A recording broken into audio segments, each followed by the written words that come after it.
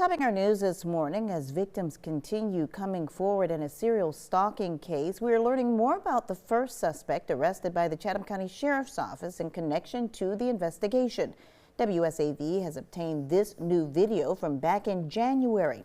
Investigators say Nathaniel Crawford is pacing outside a store at the Oglethorpe Mall before it opens as a woman is inside. We're told Crawford later approached her and made lewd comments and threats. Authorities tell us he also targeted another employee at the store in a separate incident and appears to be wearing the same shirt seen in other cases. Crawford has since been denied bond again in court. His case has now advanced to Superior Court. We are told the number of victims has now reached double digits, with more still out there. Meanwhile, the search continues for a second suspect, the man seen here in this picture. If you have any information that can help in the case, you're asked to call the Chatham County Sheriff's Office investigators at 912-644-5136. Again, that number, 912-644-5136. Turning now to developing news this morning. A deadly shooting case in Savannah 2 years ago is moving forward. WSAV's Sarah Smith was the only news reporter with a camera in the courtroom yesterday as the last of 4 murder suspects connected to the shooting at the Woodland apartment complex pled not guilty. Yes, Judge, we're entering a plea of not guilty.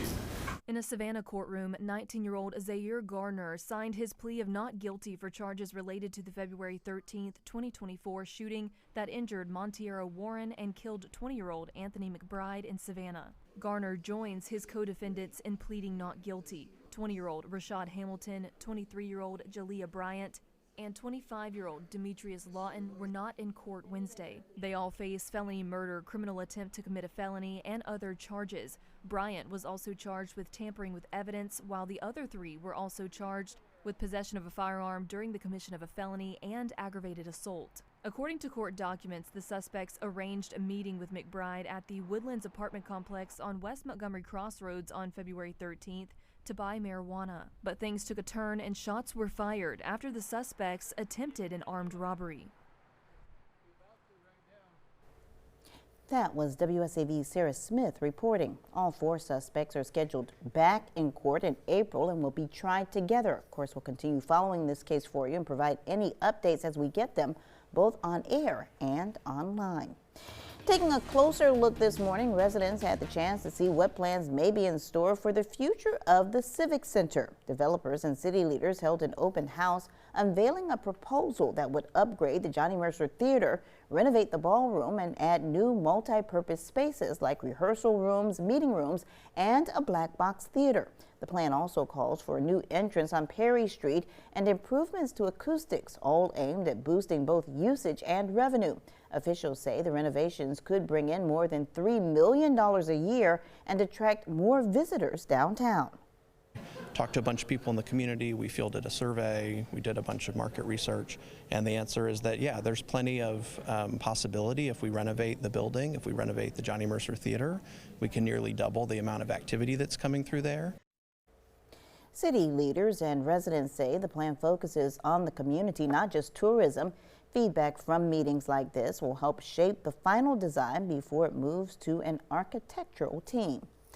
The Savannah Black Heritage Festival continues tonight with the opening of an exciting new art exhibit. An opening reception for the art exhibition entitled Till Earth and Heaven Ring will be held from 6 until 8 at the Kennedy Fine Arts Building on the campus of Savannah State University.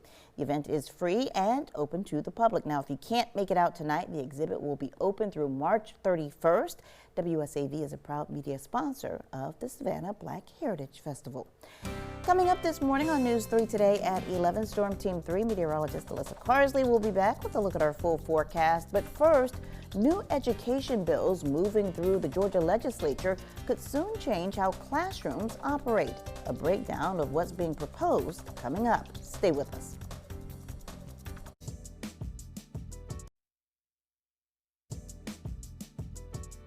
I am Dr. Jamal Tariq Geechee-Cool, and Day Clean joined us with today's Black History Moment. Some of the first schools founded by African Americans in Savannah in the 1800s were the Yonkers School that was located in the basement of First African Baptist Church, the Hospital School at the hospital east of the park, Lamar Andrews Schools at Andrews Chapel, the Bethlehem High School the Bryan Free School west of the City Market, and the Oglethorpe School at the Oglethorpe College building. Under the direction of Ruth Wright and later Juanita Perkins, St. Philip Monument AME Nursery and Kindergarten will continue the educational excellence. In Effingham County, Renty Solomon and Wyatt Goldwire will guide young people for decades. Honoring Black History is brought to you by these sponsors. Welcome back to WSAV News 3 today at 11 and our education report this morning. In honor of America's 250th birthday, students at one Low Country, that is, elementary school, had a chance to celebrate with a very special guest.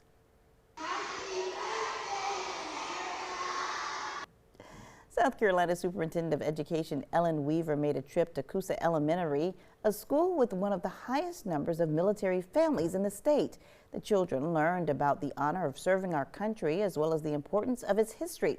Superintendent Weaver says it's a part of the Palmetto Civics Project, which prepares students to embrace responsibilities of American citizenship. I want our students to know that history, to embrace that history, and most importantly, to see themselves in that history. The story of America is their story, and so this is a wonderful opportunity to make sure that all of our students know that.